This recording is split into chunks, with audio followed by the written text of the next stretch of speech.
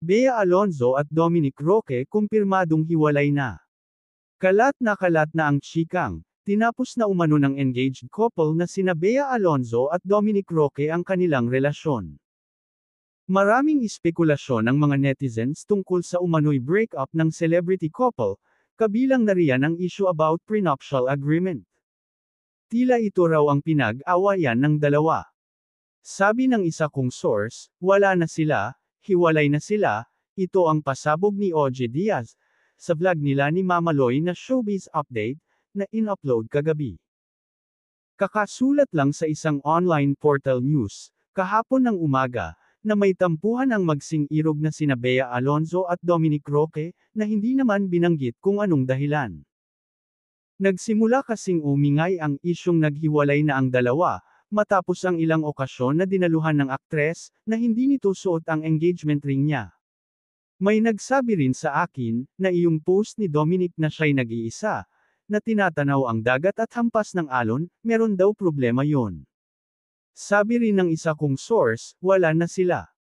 Hiwalay na sila. Yung Japan trip nila, huling post na nila yon.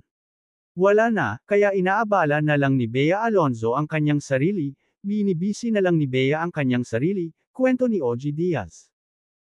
Shinek naman ni Mama Loy ang timeline ni Bea Alonzo, titingnan natin ang IG ni Bea Alonzo nung sinabi niyang, may unpaid therapist January 18, na hindi kita yung mga daliri niya doon. Tapos na OJ, January 20, same event na ini-endorse ni Dominic Roque, dun siya na-interview ng mga press na sinabi niyang si DJ Daniel Padilla, na hindi invited sa kasal, si Catherine Bernardo, invited. Yung January 22 na birthday ng anak ni Bea So, doon na pinupost ng netizens, na wala na yung engagement ring na suot si Bea. Hirit ni OG, sabi ko naman kanina Loy, ay huling IG post na nila na together yung Japan trip nila.